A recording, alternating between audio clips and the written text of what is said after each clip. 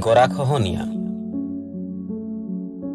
আধুনিকতাৰ প্ৰবল বানত তিষ্ঠিব নোৱাৰি লুকাচাৰবোৰৰ চাগে গৰাখহনীয়া হ'ল।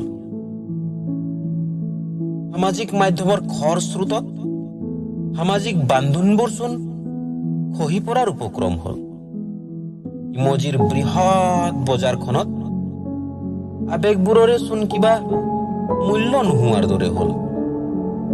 চৰ্ত আৰু নিয়মাৱলী প্ৰযোজ্য কৰি থাকোঁতে নীতি নিয়মবোৰেই চোন প্ৰায় নোহোৱাৰ দৰে হ'ল।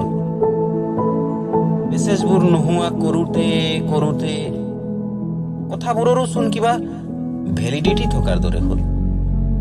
অন্যান্য সামগ্ৰীৰ লগত মানুহবোৰো অনলাইনতে উপলব্ধ হ'ল। আড্ডাৰ সময়খিনি ইণ্টাৰনেটে লোৱা হ'ল। লাইক আৰু কমেণ্টতে বন্ধুত্ব সীমাবদ্ধ হ'ল।